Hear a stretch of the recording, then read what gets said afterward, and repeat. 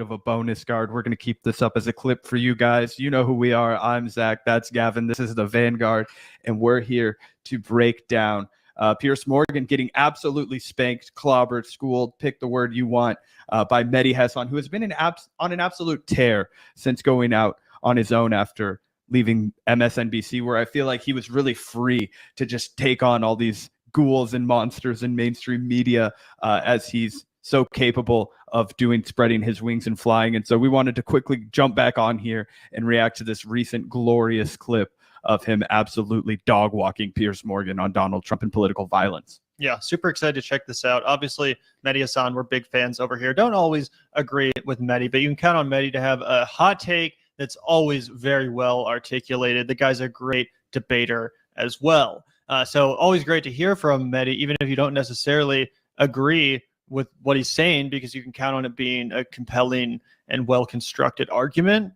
So I'm really excited to watch this. I haven't had a chance to check it out yet. Obviously, Mehdi Hasan's been doing such a good job leading the charge, frankly, on the calls for for Joe Biden to step down as the Democratic Party nominee. You just had a Joe Biden moment yourself. Yeah. How dare you call this old man out for making a similar mistake to you and all of your youth. That's why I'm not running for president. Absolutely. But yeah, let's take a look at this, guys. Super excited to hear what Mehdi has to say. Piers, Joe Biden, Kamala Harris, Hakeem Jeffries, Chuck Schumer, leadership of the Democratic Party. Can you play to me clips of them inciting violence in the same way Donald Trump, Marjorie Taylor Greene, Ron DeSantis, Paul Gosar? Why are you deflecting? Because you are deflecting, Piers. I'm not going to sit here and let you do both side bullshit You tonight. might be conflating. This is a Republican Party is a party of Mehdi, violence. you might be conflating Piers, the I can two sit all roles. day with you. Mehdi. Now you're cutting me off. Mehdi. Hold on, No, now you're cutting I'm me just off. reminding Let me you answer your question. I'm reminding you it's actually my show and I do the questions and you answer them. On yours, it's the other way around. Let me answer the question then. Right. So let me answer the question. Here's there my are not question. two I love watching Brits bicker. sides. When you say it's not two sides, but I've played you a bunch of clips of people repeatedly calling him Hitler, I say to you, there's the two sides. Okay, that's such bullshit too, because let's be honest, both sides, the Democrats and Republicans, have always both called each other's party leaders Hitler, dictators, whatever. I mean, I remember when George Bush was president, people would call him a dictator. And then exactly, when Obama became president, he was a communist dictator, right? A terrorist sympathizing Muslim dictator. It's crazy. He was a jihadist. And then, of course, Donald Trump was president, and all the Democrats called him a dictator, and they called him, Mango Mussolini, and they called him Hitler, and they called him all this crazy stuff. But it's not just Donald Trump. Although Donald Trump probably actually is the closest to actually exemplifying like classic fascistic, dictatorial and real political violence, as Mehdi's going to lay out. And real political violence, right? It's not like he's the first presidential candidate or party nominee to be compared to Hitler, called Hitler, or some other authoritarian fascist. Absolutely. So let me respond. Can I respond? Yep. Can I respond? Okay, let me respond. Donald Trump ran for office in 2016 telling protesters rallies to punch people who pay their bills. As president, he played a clip of a guy saying the only good Democrat is a dead Democrat. He said to the Proud Boys, stand back and stand by. He called Nazis at Charlottesville. No, let me finish. You're interrupting me, Piers. I need to finish my sentence. You get to finish yours. I'm on your show. I'm a guest. I'm answering. Let me get to. I'm pointing out that it's not two sides. What Donald Trump has said. Your viewers need to hear this because you're not telling them this. Trump spent his entire presidency inciting violence against Ilhan Omar, George Soros, multiple members of Congress, people of color. Right? He left office, right, having incited an insurrection which you condemned. He told them to go fight like hell. He said Mark Milley should be executed, the chairman of the Joint Chiefs of Staff. What's this got to do with my question? He mocked Paul Pelosi. I'm getting to it. He mocked Paul Pelosi for being hammered in the head. He was wrong to do that. That was outrageous. To be executed. It's not about whether he was wrong, Piers. I can give you. It's almost exactly like the Destiny Piers Morgan debate that we were just reacting to. Yeah, I think this is the far more competent, far more humanitarian version of the argument that Destiny was fumbling and fucking up to make to the public. Actual violent quotes from Donald Trump, Marjorie Taylor Greene, Paul Gosar. You can't give me those quotes. Can you get back to my from question? Biden, Pelosi, Jeffries. No, answer my question. Where did Joe Biden say I've asked you a question, Republican? Mehdi. But it's not both sides, Piers. You can't deflect, Piers. The viewers are watching. Your side has literally spent 8 years calling him Hitler. It's ridiculous to say there's no both sides. We've already discussed the Hitler point. Where have they incited violence? Where did Biden say go kill people? That's ridiculous from Piers Morgan. I mean, what does he want? I mean, that's ridiculous. Of course, the Democrats called Trump Hitler, but Republicans call Democrats That's far not actionable worse. calls to violence, right? That's not the same as say punch this guy. As Mehdi drew multiple fabulous examples right off the tip of his tongue, right? He had the example of Trump saying that he would pay people's legal bills. The only good Democrat is a dead Democrat, right? And he wouldn't come out and necessarily call for violence himself, but he would always elevate voices of individuals who would call for violence on his behalf, and he would be like, never condemning them. He would just say stupid shit like, well, a lot of my supporters, they feel very strongly. They understand the threat. They see the threat of the Democrats. They hate the Democrats. They see these Democrats and they think they're very evil people. And I tell them I see it too. I see that evil. You know what I mean? And it's like, this is how he gets them to do it. Like, and even that isn't the worst of the worst. Mehdi already laid out the worst of the worst, but it's still so different than calling him like Cheeto Mussolini or like a proto Hitler or a Pol Pot, you know, or whatever. Yeah. And also I just think it's dumb when people try to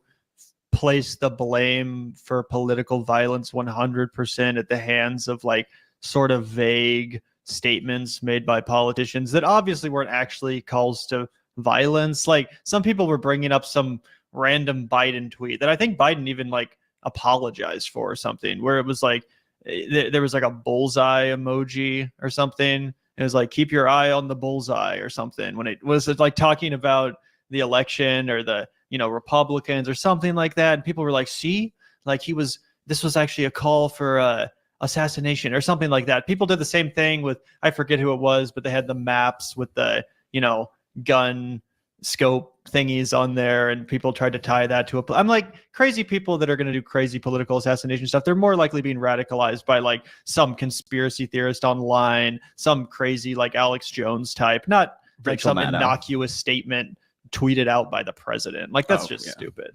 For sure. I'll keep asking me No, questions. Piers, I'm not letting this go. Sorry. General Mark Milley, he called for his execution. Can you point to me to a single Democrat who's called for Republican execution? Let me ask you I'll again. wait. I won't interrupt you. Let me ask. No, I'm waiting, Piers. Point me to a single Democrat who's called for an execution. Mehdi, respectfully, it's my show. I ask the questions. But would you understand that if someone is described repeatedly as Adolf Hitler, that some deranged individual might think it's morally justified to then kill the new Hitler? And that's why it's dangerous. So and that's why it should stop. So my colleague John Harwood is it. Okay, so well, my advice to Piers Morgan would be, don't be a politician that can easily be compared to Adolf Hitler. If you're so worried deep down that Donald Trump shouldn't be compared to Hitler, maybe he should start fucking behaving like a regular human being instead of a crazy wannabe dictator. Yeah, maybe he should abandon his fascist instincts for some humanitarian ones. I agree. I think that's actually the better way to live, but that's not my fault. It's not, don't compare him to Hitler. That means people will think he's like Hitler. Especially when, I mean, not that these motherfuckers can relate, but we all grew up in a fucking country where, you know, maybe Mehdi was born in America, I forget, but either way, we all grew up in a fucking country.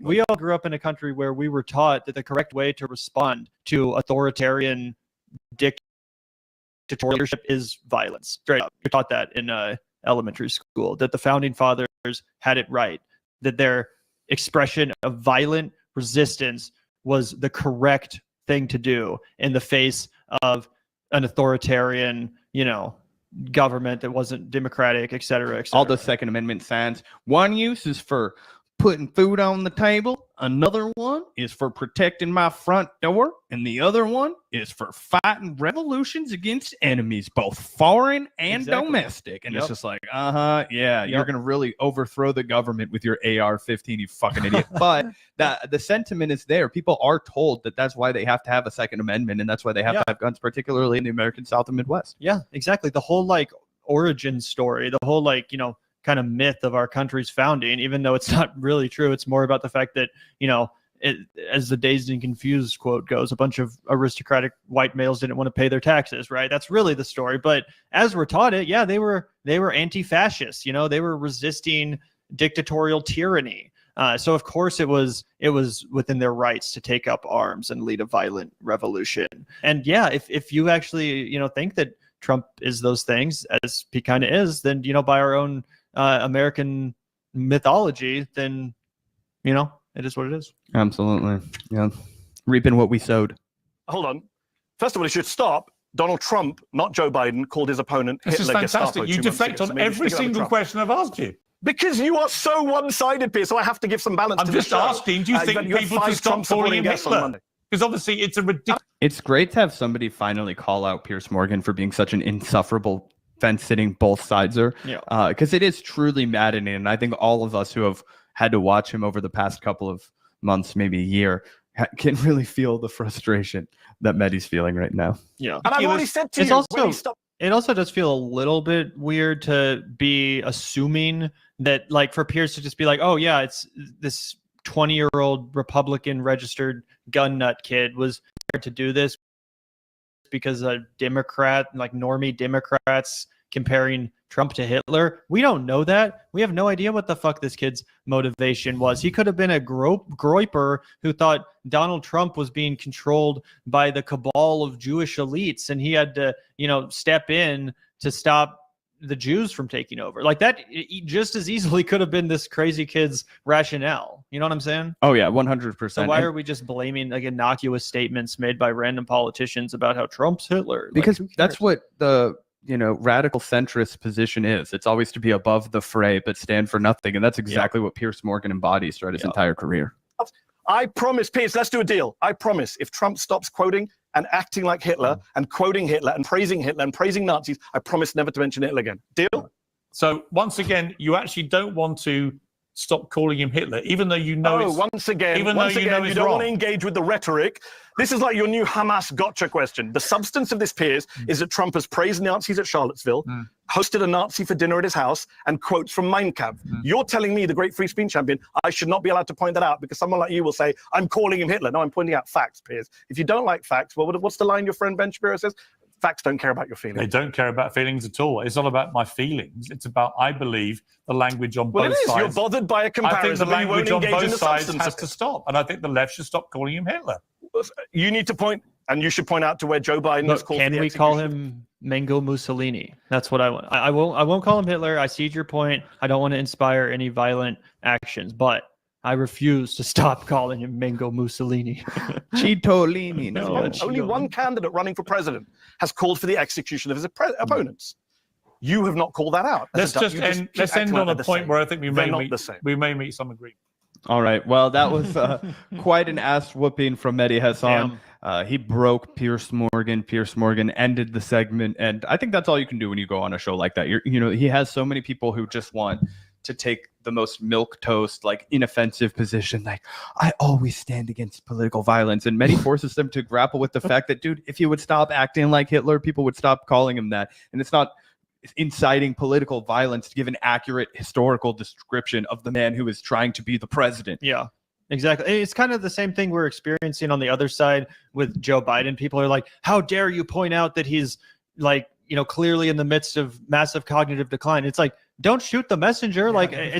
I'm just pointing out what we can all see in the same way. To point that out. Yeah, exactly. In the same way, it's like, yeah, some people are going to make the obvious connections between the way Trump acts in a very, blatantly fascistic, belligerently dictatorial way. And yeah, if not Hitler, as I said, Mussolini, fill in the blank.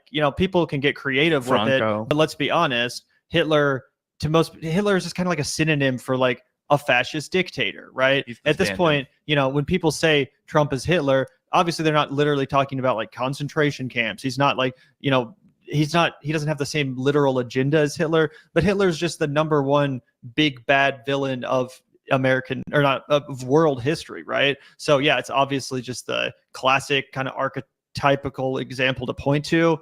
I think that's what's going on. I think it's ridiculous to blame political violence on that instead of blaming it on Donald Trump himself for, as you said, embodying Hitlerian traits.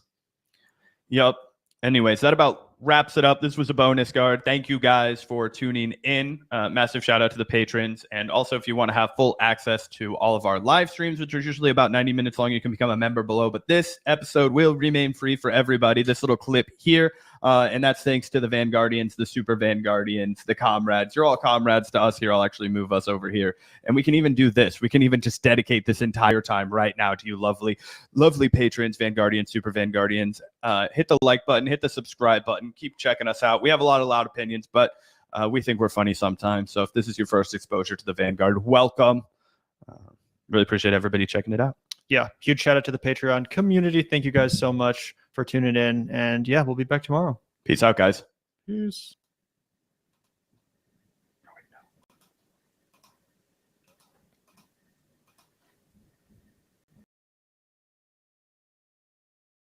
a lot going on. I'm in New